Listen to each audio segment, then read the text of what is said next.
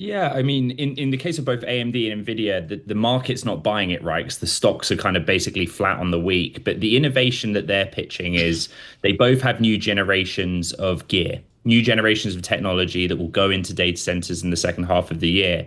And their pitch is if you buy this incredibly expensive technology, it will cost you a tenth of what it's currently costing you Right. to train or run an AI model.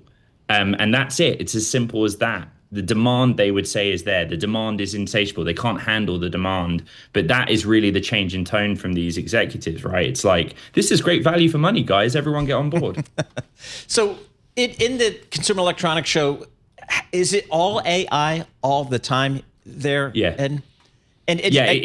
Are we starting to try to address the use cases, the returns, hey, this is really important that we continue to move on this? Yeah, CES, it's really difficult some years to put the consumer, the C back into the name. Yep. And try and find out what the story is there. So, there are lots of gadgets and quirky things, robots you can have in the house, but the very serious side of it, right, is the PC market. The PC market is forecast to shrink 9-10% this year because memory chip prices are very high. Lots of the companies will pass that on to the consumer. It will become unpalatable. But the bigger existential question is the same companies and the semiconductor companies that are putting the brains inside them are saying this is the generation of the AI PC. And honestly, like there's no evidence that the consumer is really turning around and going, yeah, I really want that or I really need that. For lots of people, they just don't really get it yet. And so that will be the swing factor in 2026, whether that pitch of this is your first AI PC, what do you want to do with it resonates. And we might actually see that the industry and the market save itself with that product. Ed, when I started going to CES years ago, one of the first things that hit me, besides the total sheer number of people that came, is they came from all over the world. I mean, Asia, Europe, everywhere they come to Vegas. Is that still the case? Yep. This is why, and I'm being deadly serious about this, think about CES as a calendar item. It is the first full business week of the year. Last night, I was at the Wynn at a very good steak restaurant. Nice. And I had dinner with people from technology companies ranging from Japan, Korea, the Middle East, Latin America. It is a week where people actually come incognito. So they come to CES, right? Even at the CEO level. They may not be keynote speakers, but it's a great way to speed date all of the people you need to meet in 1 week. Right. It's a great way to scope out competition covertly. People genuinely do that, and they do deals here. A lot of the bankers are here, which I find very interesting. We welcome all of you across the nation on the way you listen to us each and every day, 92.9 FM in Boston, 99.1 FM in Washington as well. Tom Keenan, Paul Sweeney with Ed Ludlow. Well, I think he was probably at the Southwest Steakhouse at the Wynn. Tom, your bone-in filet, which I know you like, yes, $130. I know. But it's 14 ounces, though. I just looked over. I can see, you don't know this, folks, but behind us, there's some beautiful lights in the distance, which is Michael Bloomberg's DNA. They did a very nice sculpture of that. And in the distance, I can see Reto Gregori's desk. And Reto, keeper of the Amex, he's not there because he's down in the infirmary getting over Ludlow's charge account last night. Oh, Ed, boy. I look at the ballet, and I want to translate this for our unsophisticated audience like me. We buy an Apple computer for the brats, and 4 or 5 years later, it's worth zero.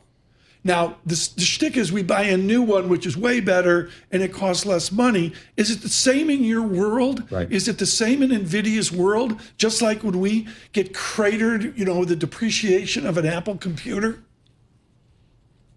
Well, first of all, Apple doesn't turn up to CES. NVIDIA really isn't focused on the PC market these days. And AMD is. Again, it comes down to economics. So a year ago, we were already talking about AI PCs.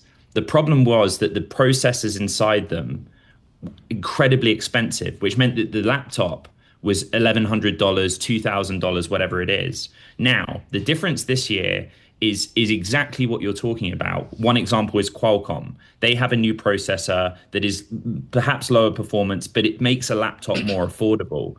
This is why CES is important. It is marketing, right? Frankly, you walk around the showroom floor, you see the new gear, but it gives you an opportunity to ask the industry for their crystal ball. And I go back to the data. The forecasters say that the PC market's going to decline 9 or shrink 9% this year, unless this newer generation of cheaper AI PC gets traction.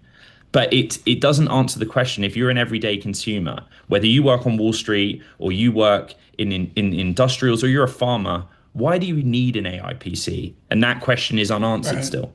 Okay, so Lisa Su, what did you learn from her? 3 degrees at MIT. She's really earned the academic cred. She's killed it at AMD. How does she respond to the worry warts of AI? Yep, that the demand is insatiable and that the evidence is the revenue growth that they forecast. You know, I went in circles with Lisa Su about this over and over, which is which data points can you point me to that evidence you are taking market share, that this growth narrative continues? And she said, well, hold on a minute. I've told you what my addressable market is and what my growth is for 2026 and 2027. That's my evidence, and either you buy it or not. And it was very interesting. I really encourage the listeners and viewers on YouTube, please go back and watch the full interview. There's a moment towards the end where she goes, investors and Wall Street are getting it wrong. And honestly, I don't think that we're that worried what they think. We are telling you that the situation right now is that demand far outstrips our ability to supply. That's a very good position to be in. And we keep telling you that we're going to grow. And for them, that's evidence enough. It's, this week, the bulls got what they wanted. And the bears, the people that keep asking questions, they had the opportunity to ask the questions, and I'm sure they still will, which is, what happens if we don't continue spending on data centers? What happens if PCs don't get traction with the consumer? But to the mind of those companies, this sort of unstoppable AI wave is very much intact, Tom.